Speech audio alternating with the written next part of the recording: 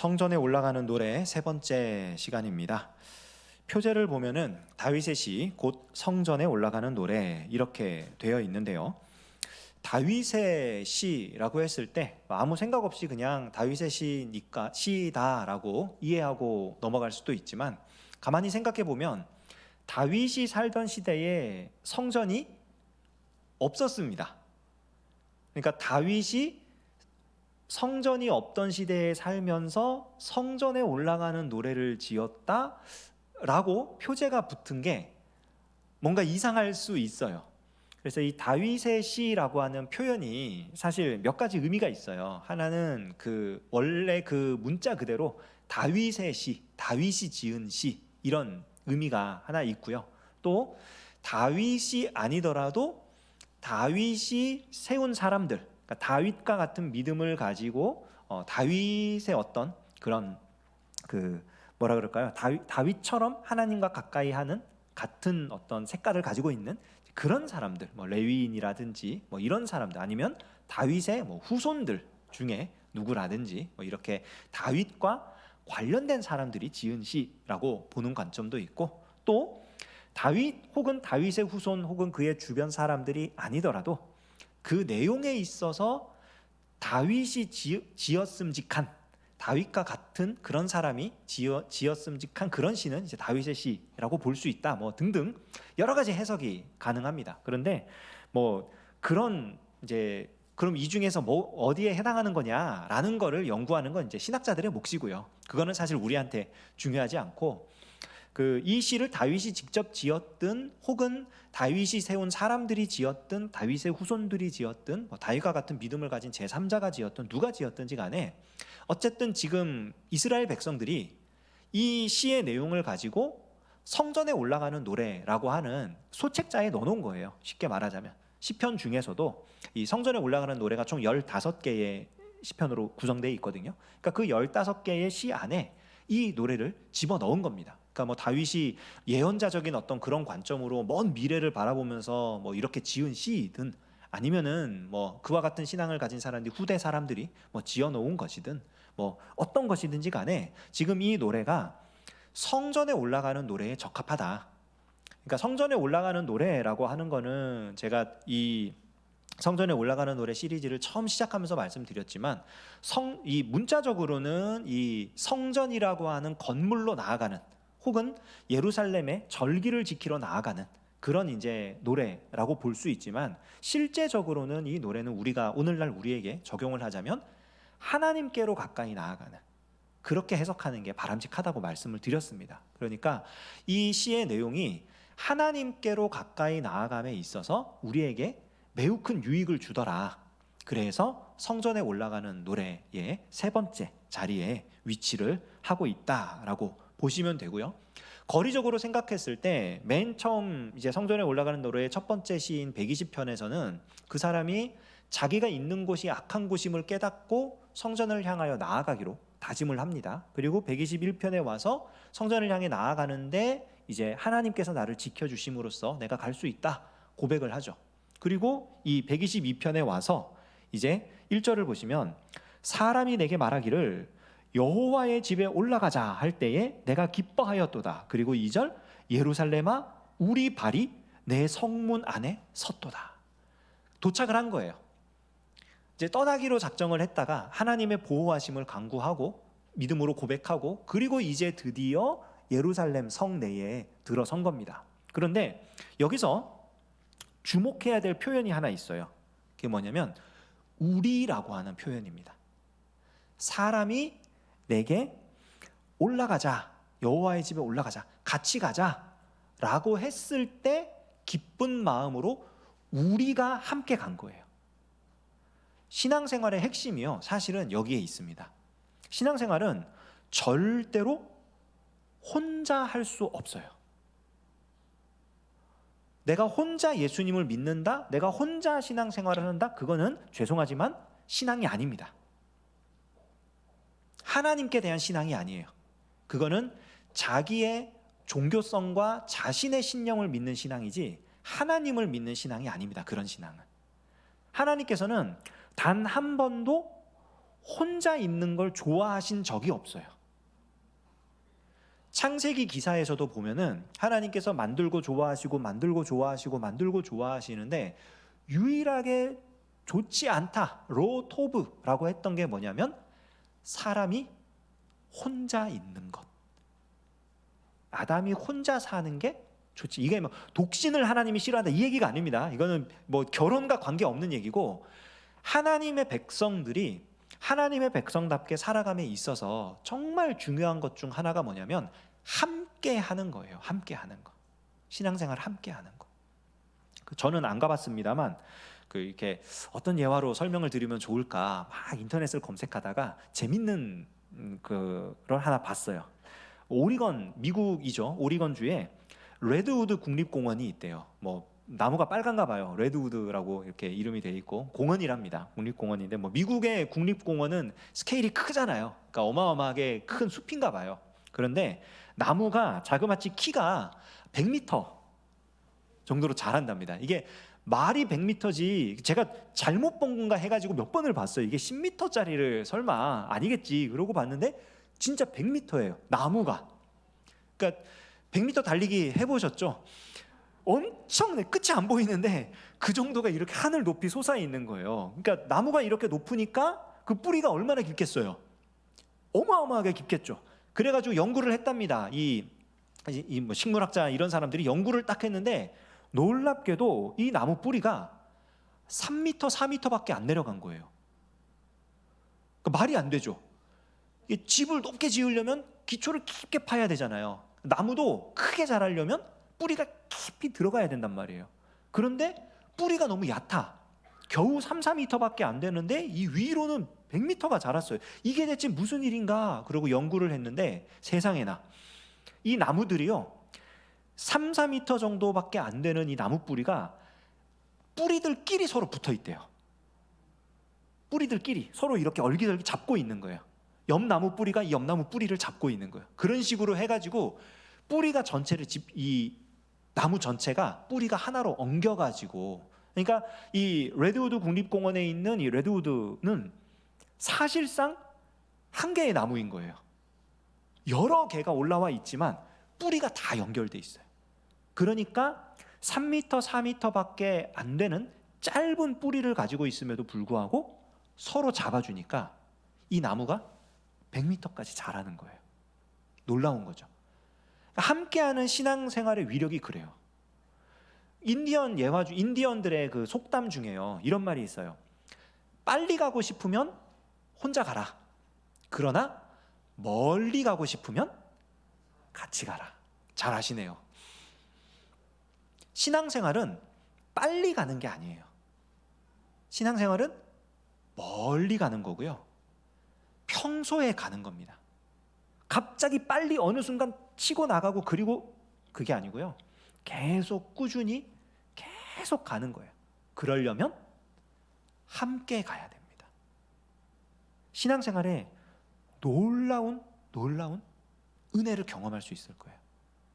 그러니까 지금 이 시편 기자도 혼자 예루살렘에 갈 생각을 하면 너무 막막하고 두렵고 힘든데 함께 가는 사람이 생긴 거예요. 그러니까 기쁠 수밖에 없죠. 함께 가자. 얼마나 기뻐요. 그리고 무사히 도착을 한 겁니다. 함께 가면 할 수 있죠. 그리고 이 예루살렘에 도착해서 이제 예루살렘을 봅니다. 예루살렘에 봤더니 3절에 예루살렘아 너는 잘 짜여진 성읍과 같이 건설되었도다. 잘 짜여진 성읍. 그러니까 뭔가 아주 잘 돼 있는 거예요. 이 도시가 너무 보기에도 좋고 너무나 아름다운 새로 생기는 그런 신도시라 그러죠. 그런 도시들 가보면은 이렇게 굉장히 길도 똑바로 잘 뻗어져 있고 뭐 집들도 다 이렇게 잘 돼 있고 저희 막내 처제죠. 막내 처제가 파주 운정 그쪽에 살아요. 그러니까 그 신도시에 사는 건 아니고 그 신도시 옆에 삽니다. 옆에 사는데 한번 갔다가 지난 명절 때 갔다가 이제 그 신도시 쪽에 있는 무슨 공원에 가서 그 돗자리 깔아놓고 애들 이제 뭐 잔디밭에서 놀게 하고 그러자고 그래서 갔어요. 갔는데 와 기가 막히더라고요. 도로가 정말 바둑판처럼 딱 반듯해가지고 그 구획마다 이렇게 돼 있고 공원도 얼마나 잘 해놨는지, 야, 나중에 정말 거기서 그냥 산책하고 놀고 이러면 너무 좋겠다 싶을 정도로 깔끔하게 정비가 잘 돼 있더라고요. 잘 짜여진 성읍. 근데 예루살렘이 지금 그렇게 잘 짜여진 성읍과 같아요. 왜냐하면은 4절을 보면 설명이 나옵니다. 지파들 곧 여호와의 지파들이 여호와의 이름에 감사하려고 이스라엘의 전례대로 그리로 올라가는도다. 5절 거기에 심판의 보좌를 두셨으니 곧 다윗의 집의 보좌로다. 예루살렘이 잘 짜여진 성읍인 이유는 뭐냐면 이 성읍 안에 질서가 있기 때문인데, 이 질서가 어디서부터 오는 질서냐? 하나님께서 세우신 질서라는 거예요. 다윗의 집을 보좌에 앉혀놓고, 그리고 거기서부터 선언되는 여호와의 말씀에 따라서 하나님의 구원과 하나님의 은혜를 경험한 자들이 거기에서 절기를 지키며 때에 따라 하나님을 예배하며 살아가고 있는 거예요. 그 모습을 보고 이 예루살렘에 도착한 이 사람들이 탄성을 내지르는 겁니다. 오, 이렇게 아름다운 도시가 있다니. 함께하는 신앙생활 중요하다 그랬잖아요. 근데 우리가 함께하는 신앙생활을 두려워하는 마음이 또 있습니다. 그런 말 많이 들으셨죠? 교회 좋다, 하나님 좋다, 예수님 좋다. 그런데 교회 다니는 사람은 싫다. 이런 얘기 많이 들어보신 적 있지 않아요? 누구 때문에 나 교회 안 나갈 거야? 누구 때문에 신앙생활을 못 하겠어? 이거 수시로 듣는 말이잖아요, 사실은. 그러니까 함께하는 신앙생활을 우리가 생각했을 때 제일 힘든 게 그거거든요. 나랑 다른 사람들, 나랑 맞지 않는 사람들, 어떡하지? 근데 그게 왜 다르고 왜 맞지 않고 그걸 왜 감당하지 못하냐면요, 하나님이 세우신 질서를 따르지 않기 때문에 그런 거예요. 이거는 단순히 어떤 그 뭐 높은 직위를 두고 어떻게 뭐 누가 명령하면 따르고 이런 질서가 아닙니다. 하나님께서 적재적소에 좋은 사람들을 세워 놓으셨고 하나님의 말씀대로 일들이 이루어질 수 있도록 하셨다는 거예요. 각 지파들이 이스라엘의 전례대로, 각 지파에게 주신 은혜가 있고요, 각 지파에게 주신 기업이 있고요, 각 지파에게 주신 은혜가 있어요. 그거를 이 사람들이 받아 누리면서 서로 과하지도 않고 덜하지도 않게 맞춰가는 거예요. 근데 그 핵심이 뭐냐? 하나님의 다스림입니다. 하나님의 통치. 저희 집 아이들이 어릴 때 어떤 동화책을 하나 읽어줬는데 뱀 이야기예요. 뱀이 나오더라고요. 뱀이 나오는데 어느 날 뱀 꼬리가 뱀 머리에게 말을 한 겁니다. 야, 맨날 너만 머리 노릇을 하냐? 나도 한번 머리 노릇 해보고 싶다. 그래서 이 머리가 참 이렇게 관용을 베풀죠. 그래서 그래, 네가 한번 해봐. 뱀 꼬리가 막 가고 싶은 대로 막 가는 거예요. 질질질 끌려가다가 막 가시던 불에도 들어가고 뭐 물에도 빠지고 나중에는 불에 들어가서 그냥 타 죽습니다. 그렇게 이야기가 끝나요. 동화책인데 잔인하죠? 그렇게 이제 끝나는데 거기서 들려주고 싶은 얘기가 뭐예요? 머리가 끌고 꼬리가 따라가는 게 정상적이라는 거예요. 머리가 높고 꼬리가 낮다가 아닙니다. 그 얘기는 절대로. 그러니까 이끄는 역할을 하는 사람이 있는 거고 따라가는 역할을 하는 사람이 있는 거고, 함께 한다는 건 그런 거예요. 각자의 역할에 맞게 일을 감당하는 겁니다. 우리나라는 그 옛날부터 이상하게 나이 굉장히 중요하게 여기잖아요. 뭐 시비 걸다가 이제 말 막히면 너 몇 살이야? 이제 그렇게 나오잖아요. 나보다 나이 많으면 어쩌려고? 그러면 이제 막 뻥튀기를 하죠. 나 이렇게 많다 이러면서 막 이렇게 하는데, 독일 사람들 있잖아요. 독일 사람들이 굉장히 이성적이고 합리적인 사람들인데 그 사람들은 나이를 절대 묻지 않습니다. 나이를 절대 묻지 않고요. 동년배들끼리 반을 딱 이렇게 만들어주면요, 그 동년배들 안에서 자기 자리가 딱딱 결정이 된대요. 리더십이 카리스마적으로 잘 이끌고 이럴 수 있는 사람은 뭐 반장으로 세우고, 이 사람을 도와서 손과 발을 다해서 막 뛸 수 있는 사람 총무로 세우고, 그 돈 계산이나 이런 거, 그리고 절대로 신용이 있고 이런 사람 회계로 세우고, 이런 식으로 자기들끼리 역할을 막 분담을 하는 거예요. 역할을 분담해서 딱 분담을 하고 나면은 그 역할에 대한 거는 그 사람에게 다 맡기는 거예요. 너는 이 일을 하는 사람이야. 그러니까 이게 높낮이의 문제가 아니에요. 너는 반장이니까 우리 반에서 제일 높은 사람이고 나는 그냥 일반 반원이니까 낮은, 그런 개념이 아니고 너는 이 역할을 잘하니까 이런 사람이고 너는 저 역할을 잘하니까 저런 사람이야. 그러니까 하나님께서 우리를 세우실 때도 사실은 그렇거든요. 모든 사람이 다 달라요. 개성이 다르고 성격이 다르고 성향이 다르고 다 다릅니다. 그 다름을 하나님께서 일부러 그렇게 만드신 거예요. 똑같이 만들지 않고. 그래서 각각의 자리에서 각각의 역할들을 수행하게 하신 겁니다. 그걸 해나감에 있어서 하나님께서 세우신 사람들, 하나님의 질서, 이게 이제 우리를 끌어가는 기준이 돼야 한다는 거죠. 그 기준에 따라 우리가 함께 해 나갈 때 아름다운 일이 벌어지는 겁니다. 무슨 일이 벌어지느냐? 6절 7절 보면요, 예루살렘을 위하여 평안을 구하라. 예루살렘을 사랑하는 자는 형통하리로다. 내 성 안에는 평안이 있고 내 궁중에는 형통함이 있을지어다. 두 가지를 얘기하죠. 평안과 형통. 평안과 형통. 그러니까 하나님께서 세우신 질서대로 일들이 순조롭게 진행될 때 마땅히 맞이하게 되는 결과가 뭐냐? 평안과 형통이에요. 평안은 그냥 단순히 아무 문제 없이 잘 사는 게 아닙니다. 평안은, 여기서 말하는 평안은 샬롬이에요. 구약 성경에서 평안이라고 했을 때는 샬롬, 무조건 샬롬이라는 단어를 쓰는데, 이 샬롬이 전체를 다 구성하는 어떤 큰 하나의 덩어리가 하나도 부족함이나 빠진 거나 뭐 치우친 거나 모자람 이런 거 없이 다 그 속에 각 부분들이 전부 다 제 자리에 잘 들어맞는 거, 그게 샬롬이에요. 그러니까 하나님께서 계획하신 원대한 계획이 있는데 그 원대한 계획을 각자의 자리에서 각각 역할들을 하면서 다 수행해 나가서 결국 그 원대한 계획이 이루어지도록 하는, 그게 샬롬입니다. 그게 평안이에요.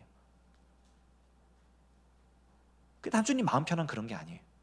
형통함이라고 하는 거는 일이 잘 되는 겁니다. 말 그대로. 그러니까 하나님의 질서에 따라, 하나님의 원하시는 그런 계획에 따라 일들이 진행되니까 잘 될 수밖에 없죠. 순조롭게 될 수밖에 없죠. 하나님의 계획과 하나님의 뜻에 따라 가는 거니까. 이 순조로움이 우리가 생각했을 땐 순조로움이 아닐 수도 있다고요. 제가 정확하게 알고 있는 건지 모르겠는데 한강이 흐를 때 한강 전체적으로 흐르는 방향하고 중랑천이 흐르는 방향하고 반대인 걸로 제가 알고 있거든요. 정확하게는 모르겠습니다. 어느 구간이 그런 구간이 있다고 제가 들은 적이 있는데, 그렇게 생각했을 때 굉장히 이상한 거예요. 그거는. 왜냐하면 강은 물은 높은 데서 낮은 데로 흐르는 것이고 강에서 바다로 가는 것이고, 그렇게 생각했을 때 무조건 한 방향으로 가는 게 맞는 것 같거든요. 원래 가는 대로 가야지. 근데 중간에 그 지류 중에 반대로 흐르는 그게 있다? 그러면 이건 역류하는 거 아니야? 이건 잘못 가는 거 아니야? 생각할 수 있어요. 근데 더 큰 그림으로 우리나라 전체를 놓고 봤을 땐 그 부분에서 거꾸로 가지 않으면은 강으로 아예 못 가는 거예요. 바다로 아예 못 가는 거예요. 강물이. 높낮이가 다르든 뭐가 다르든지 간에 일정 부분에서는 거꾸로 가는 것처럼 보일 수도 있는 거예요. 그러나 그게 순조롭게 가는 거예요. 그러니까 하나님의 계획 안에서 순조롭게 진행된다라고 했을 때 그거는 내가 생각했을 때 아무 문제 없이 그냥 쭉 잘 진행된다? 이것과는 좀 차원이 다른 얘기입니다. 하나님께서 보셨을 때 하나님의 타이밍에 정확하게 맞아떨어지는 거지 내가 생각하는 내 타이밍에 맞아떨어지는 게 아니에요. 저 군목 이제 가가지고 교육받고 이렇게 육군, 해군, 공군 이제 분류를 할 때 저는 육군으로 가서 3년 하고 나왔으니까 제일 일반적이고 평범하고 그런 자리를 갔었고, 저희 동기 한 친구가 해군을 갔어요. 해군을 갔는데 이제 훈련을 마치기 전에 이제 일주일 정도 병체험 훈련이라 그래가지고 이제 부대로 이제 야전 부대라고 부르죠. 그 부대로 가서 일주일 동안 거기서 살다가 옵니다. 가면은 사실은 이제 투명 인간 취급을 받아요. 뭐 정식 임관한 것도 아니고 뭐 보직이 있는 것도 아니고 그냥 가서 정말 말 그대로 일주일 내내 견학하다가 오는 겁니다. 제가 갔던 부대는 참 갔을 때 무슨 진지공사 기간이어가지고 같이 저 일주일 내내 삽질하다가 오긴 했는데 참 하여간에 근데 저 그걸 마치고 이렇게 돌아왔는데 해군을 갔다 온 저희 동기 친구가 이제 밤에 다 일과 마치고 이제 자기 전에 모여서 담소를 나누는 시간이 또 있으니까 얘기를 하는데 막 흥분을 해가지고 해군 자랑을 막 하는 거예요. 배가 얼마나 큰지 아냐, 뭐 배 얼마나 많은 예산이 들어가는지 아냐 이러면서 막 이제 해군에 완전히 푹 빠졌어요. 해군 갈 거니까 자기가 막 얘기를 하는데 그 수많은 얘기들 중에 탁 귀에 꽂혔던 한마디가 있었어요. 그게 뭐냐면 배를 타면 뭐 여기 해군 출신들이 계신지 모르겠습니다만 배를 타면 노는 사람이 한 명도 없대요. 그 말이 굉장히 귀에 와서 꽂혔어요. 이게 큰 배건 작은 배건 배라는 것은 이 바다에 떨어져 있는 공간이잖아요.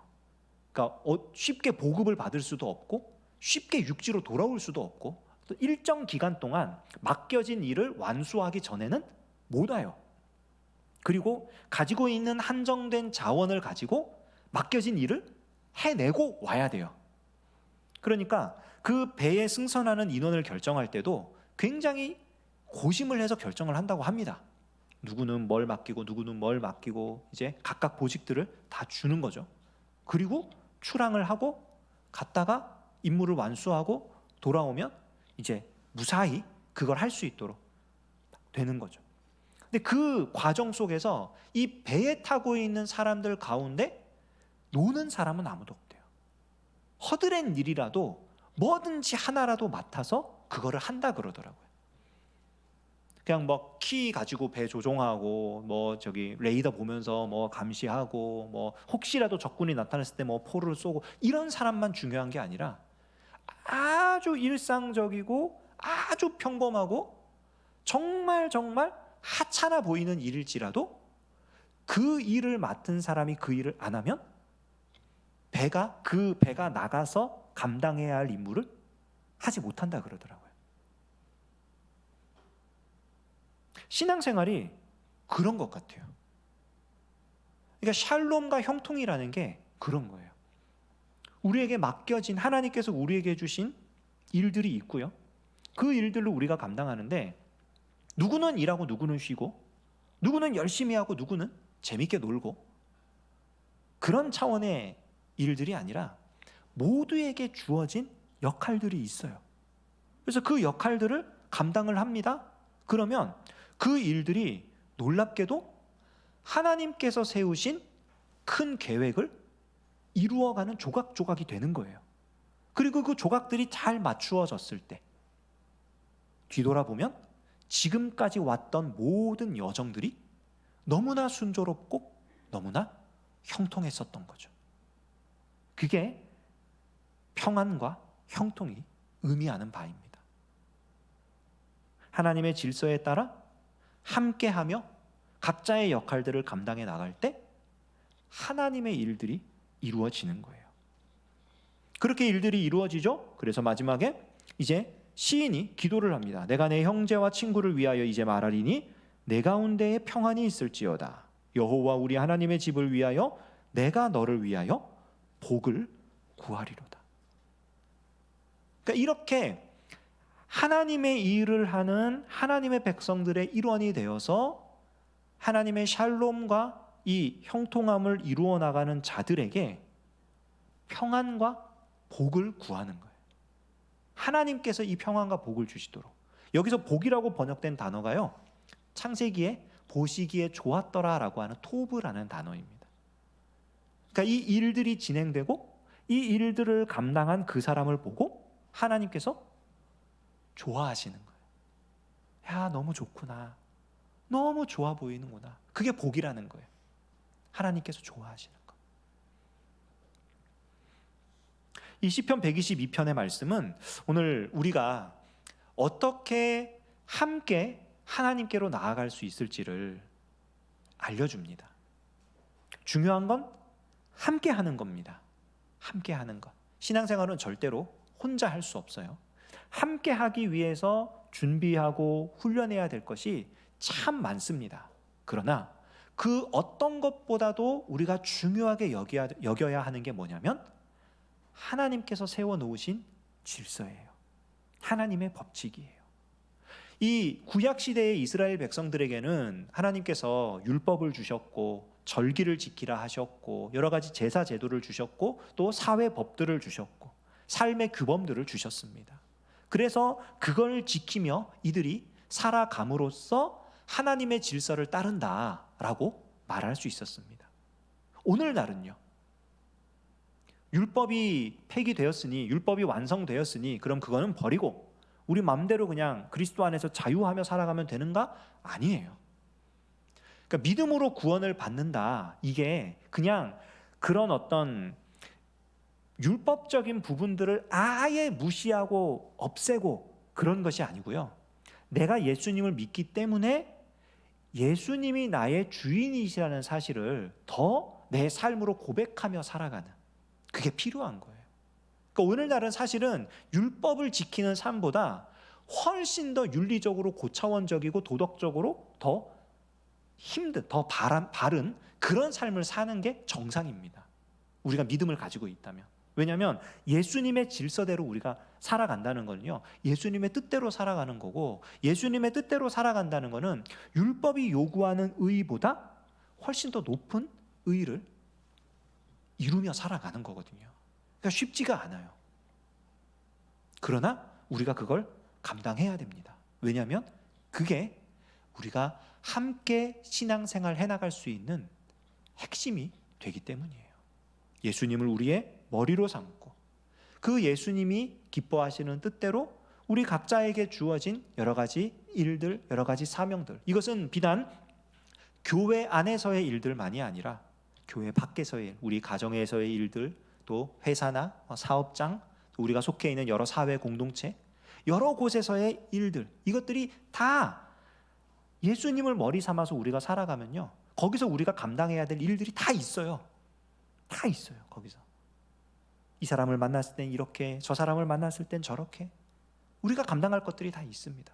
그것들을 하나씩 하나씩 감당해 나가면요, 놀랍게도 하나님이 기뻐하시는 평안과 형통한 일들이 이루어지는 거예요. 그게 샬롬 그리고 형통, 샬라라고 하는 일들이 이루어지는 겁니다. 그리고 그 일들을 감당하는 우리를 보고 하나님께서는 어떻게 하시느냐? 야, 너 참 좋아 보인다. 그렇게 복을 주시는 거예요. 우리가 하나님의 일을 잘 감당했으니까, 자, 우리가 이제부터 하나님께서 우리한테 많은 재물을 주실 거야. 이제 하나님께 우리 명예를 높여 주실 거야. 하나님께서 우리 숫자를 늘려 주실 거야. 하나님께서 우리를 뭐 어떻게 하여간에 이름 나게 해 주실 거야. 생각할 수 있는데, 물론 그게 필요하면 그렇게 해 주시겠는데, 근본적으로 하나님께서 우리한테 주시는 복의 핵심이 뭐냐면요, 하나님 우리를 딱 보고 야, 참 좋아 보인다. 얼마나 행복합니까? 하나님이 우리를 보고 좋아 보인다. 우린 타락한 인간인데, 우리는 죄인인데, 근데 하나님이 우리를 보고 야, 참 좋아 보인다. 이게 복이 아니면 뭐가 복이겠어요? 그러니까 이러한 복으로 우리가 살아가는 겁니다. 바라기는 우리가 오늘 이러한 참 복된 삶을 살 수 있는 우리 모두가 되면 좋겠습니다. 우리 이스라엘 그 군대에서요, 지휘관들이 절대 하지 않는 명령이 하나 있대요. 그게 뭐냐면은 앞으로 전진이랍니다. 이 명령을 절대 안 한대요. 대신 나를 따르라 이렇게 명령한대요. 뭐 맞는지 아닌지 모르겠습니다. 이스라엘에 가본 적이 없어서. 그런데 이게 뭔 말이냐면, 지금 말씀이 이걸 가르치고 있고 지금 성경이 이렇게 얘기하니까 자, 이렇게 하십시오, 이게 아니라 말씀이 이렇게 하니까 함께, 제가 이렇게 살아보겠습니다, 함께 갑시다, 그런다는 거예요. 오늘 이 오후 예배까지 오는 정도면 여러분, 우리의 신앙이 이 우리 교회에서 가장 이 신앙의 선배 되는 위치에 있는 분들이시잖아요. 그러니까 우리가 이 말씀을 가지고, 아, 함께하는 신앙생활이 이런 거구나, 그래, 내가 한번 살아보자. 우리의 후배들에게도 너 그렇게 살아야 돼 아니라 이렇게 살면 돼 라고 우리 삶으로 보여줄 수 있고, 또 그렇게 하나님의 복을 우리가 먼저 경험할 수 있는 저와 여러분 되시기를 주님의 이름으로 축원합니다. 광고 말씀드릴게요. 전반기 영성